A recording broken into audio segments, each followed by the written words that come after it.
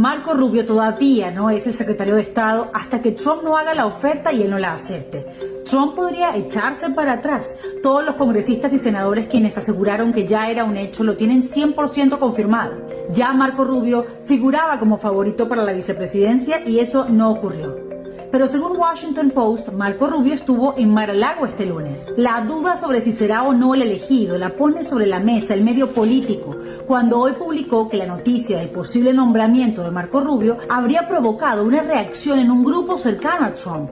Todavía el equipo de Rick Grenell, otra de las opciones de Trump, no acepta como oficial que Rubio ocupe el puesto más alto en política exterior. Sostienen que Rubio, no es un trato cerrado y que no se han tomado ninguna decisión. No lo creerán hasta que no escuchen la palabra oficial o lean un comentario de Trump en su red social Truth, donde ha publicado todos los nombramientos de su gabinete. Grenell fue director de inteligencia nacional de Trump, también fue su embajador en Alemania y su enviado presidencial especial para negociaciones de paz en Serbia y Kosovo. Según Político, es cercano a Jared Kushner y a Melania Trump. Y por ejemplo, estaba sentado al lado de Trump en una reunión con el presidente de Ucrania en septiembre. Algunos lo han criticado por su personalidad irritable, egoísta, pero otros lo ven como un abanderado de la política de America First, América Primero. Su equipo mantiene la esperanza de que él sea el nominado, aun cuando desde que el New York Times mencionó a Rubio, todos los medios apuestan a que será justamente Rubio. Hasta el momento de grabar este video, ni Rubio ni Trump han hablado al respecto.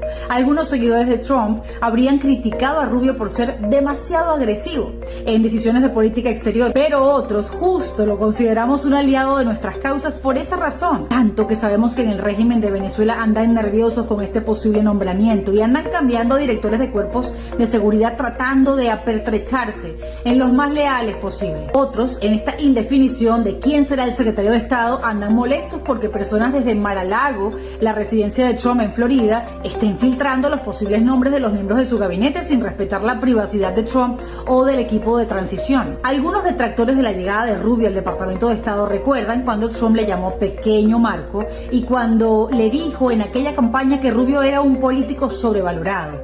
Y también recuerdan cuando Rubio le respondió a Trump en 2016 que por alguna razón tenía las manos pequeñas. Lo cierto es que todas esas rencillas fueron cicatrizadas. Ambos clavaron el hacha de guerra en el suelo para ser aliados desde hace bastante rato. Si Marco Rubio es el secretario de Estado, tendríamos a 3 autoridades de la Florida en puestos clave en el gobierno de Donald Trump. Demasiado bueno para ser verdad. Rick Scott sigue peleando por el liderazgo de la mayoría republicana en el Senado. El congresista Waltz ya fue asignado como asesor de seguridad nacional y Marco Rubio podría ser el primer latino en convertirse en la cara del presidente de los Estados Unidos ante el mundo. Rubio es un senador muy respetado por su experiencia en el Comité de Inteligencia del Senado y también en el de Política Exterior. Tiene una visión completa del mundo y también del peligro que corren las democracias y de las alianzas que coordinan los enemigos de Estados Unidos. Corea del Norte, Irán, China. Rubio ha dicho que hay que ayudar a países como Nicaragua, Cuba y Venezuela a prosperar para que la inmigración no siga siendo un problema,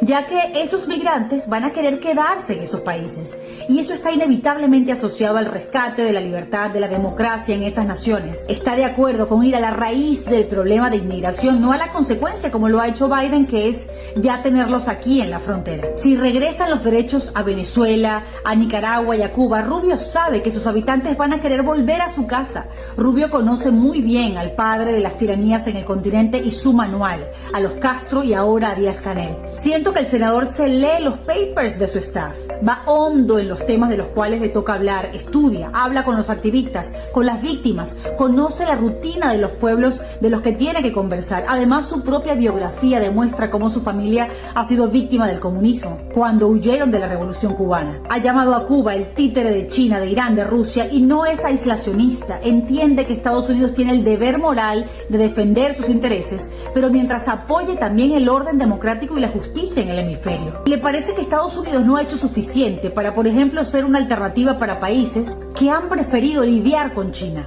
Ha dicho que la administración Trump no iría contra la inmigración en general, sino contra la inmigración ilegal. Pero Rubio sabe perfectamente la diferencia entre 270,000 venezolanos migrantes sin documentos en Estados Unidos, según Pew Research Center, y miembros del Tren de Aragua en Estados Unidos. Hay quienes ya predicen que Trump va a tener una relación con Maduro meramente transaccional. es lo que los creadores de la normalización criminal de Maduro quieren vender. Por ejemplo, Luis Vicente León, quien se muestra súper emocionado al pensar que Trump va a levantar todas las sanciones. Otros vaticinan que quizás Trump reimponga sanciones para negociar después con Maduro, temas como deportaciones masivas. Pero quien le hablaría al oído a Donald Trump desde el Departamento de Estado es el mismo Marco Rubio, quien impulsó la máxima presión contra Maduro en 2019 y que lo asesoró en su debate del 2020. El mismo Marco Rubio, quien en agosto pasado dijo que era el momento de seguir ejerciendo presión contra el régimen venezolano, de reimponer sanciones contra nuevos individuos en Venezuela para que no actúen con impunidad ni puedan disfrutar de lo robado. Cree que el error de Biden fue entrar en negociaciones con Maduro en Barbados, por ejemplo, o en Qatar. Ha declarado que Maduro solo está dispuesto a soltar presos, pero no a entregar el poder. Sobre la recompensa por dar información que permita atrapar a Maduro o a Diosdado, dice que es muy importante porque no solo se trata de un dictador, sino de narcotraficantes. Está claro que en Venezuela, el gobierno electo el 28 de julio y el régimen no tienen diferencias políticas, sino que estamos hablando de mafiosos en el poder. Esa palabra es la que ha usado para referirse a ellos. Y también concluye que el régimen no funciona como un gobierno, que el ganador no fue Maduro el 28 de julio. Sin embargo, Rubio sí ha dicho que la solución está dentro de Venezuela, que no estamos en los años 60, que no estamos en la época de una intervención militar y que ese escenario no es posible. Pero también advierte que Venezuela es una base de Irán y que nunca habíamos tenido migración masiva desde Venezuela hasta que Maduro secuestró el poder. Es el mismo Marco Rubio quien envió un mensaje al ejército venezolano y les recordó que ha llegado el momento de tomar una decisión. Y él mismo quien dijo que sin lugar a dudas, el ganador de las elecciones en Venezuela fue Edmundo González. En julio, Rubio hizo un pronunciamiento conjunto con otros senadores estadounidenses de ambos partidos, después que el narcorrégimen criminal, porque así lo llamó criminal, se proclamara victorioso en esa farsa, también la llamó farsa, de elecciones presidenciales. Y cree determinante pedir que el mundo libre se una para rechazar esos resultados. Rubio le reclamó a Biden que Maduro nunca enfrentó repercusiones por parte de la Casa Blanca. Cuestionó que Biden levantara las sanciones al petróleo, al oro, al gas y que liberara a Alex Saab. Dijo que esa decisión era una vergüenza. Insiste en que Maduro no tiene palabra y su compromiso de cumplir su palabra debería resultar absurdo para Estados Unidos. También insiste en que todo estadounidense debería esperar que Venezuela regrese a la libertad y a la democracia, que Maduro no debería recibir ni un centavo de dinero procedente de los Estados Unidos si tomaba la decisión equivocada de robarse la elección, como ya lo hizo. Es el mismo Marco Rubio quien asegura que la política de Biden es imperdonablemente débil.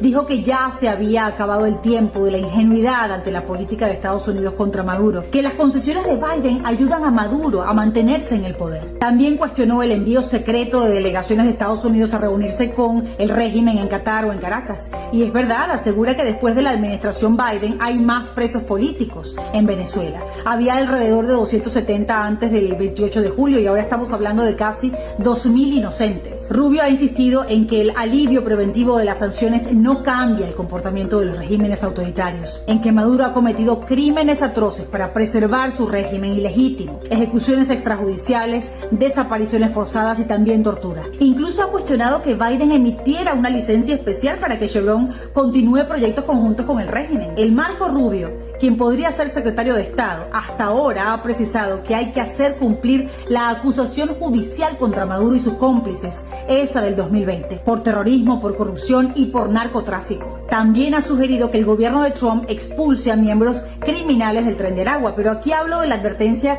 que desde ya hacen venezolanos en Estados Unidos. Devolverlos a Venezuela no tiene sentido, siendo Maduro el cabecilla de esta banda del crimen organizado en todo el continente, como lo ha descrito el mismo Marco Rubio. Lo único que lograría Estados Unidos si llega a un acuerdo con Maduro para devolver a miembros del Tren de Aragua es que Maduro los recicle y los vuelva a enviar a Estados Unidos, más si es cierto ese reporte de Breitbart en el que dicen que Maduro envió a expresidiarios, a funcionarios de inteligencia, a eliminar targets políticos aquí en este país. Lo que quiero decir con esto es que Rubio conoce muy bien la naturaleza del régimen venezolano y el error que significa intentar tener un acercamiento a la realidad venezolana como si el país estuviera bajo un gobierno de izquierda, por ejemplo.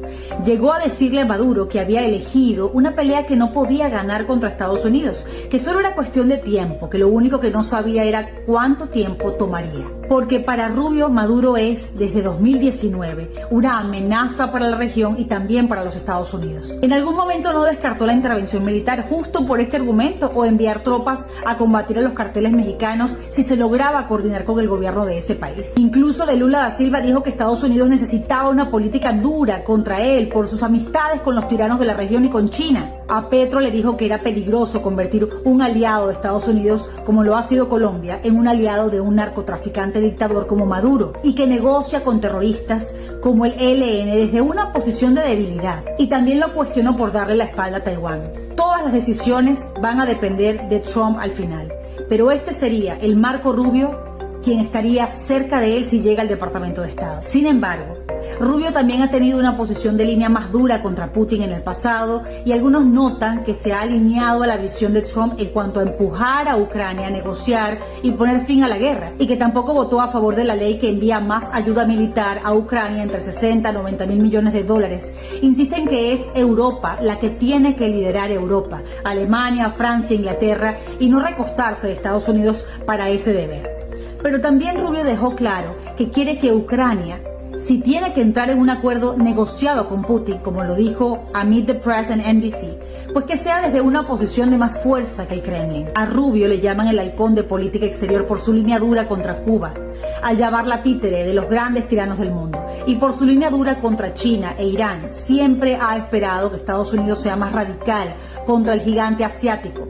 Ha denunciado los abusos de derechos humanos en ese país, patrocinó una ley para frenar la importación de productos desde China basados en la explotación y trabajo forzado de una minoría étnica de esa nación. Su postura sobre Hong Kong por las protestas pro democracia, la revisión de seguridad nacional que impulsó vinculada a TikTok y su posición contra empresas como Huawei por espiar o interferir con las comunicaciones de otros países, también la denuncia de cooperación en materia de inteligencia entre China y Cuba, le costaron una sanción de Beijing en el año 2020. Es el mismo Rubio quien ha dicho que las muertes en Gaza son 100% responsabilidad de Hamas. De todas maneras, Marco Rubio es el mismo quien hace unos días dijo que Estados Unidos entraría en una política exterior más pragmática, que el mundo estaba cambiando rápidamente. Tendremos que ver qué significa eso en la práctica si llega a ocupar el cargo. El primer hijo de cubano-americano en ocupar un cargo en el Senado de los Estados Unidos, reelegido 3 veces, nacido en Miami, ha criticado incluso a gobiernos de izquierda del continente por justificar atrocidades de Maduro y ha recordado que el deber de Estados Unidos es dar lo mejor de sí para contener los horrores que ocurren en este continente y construir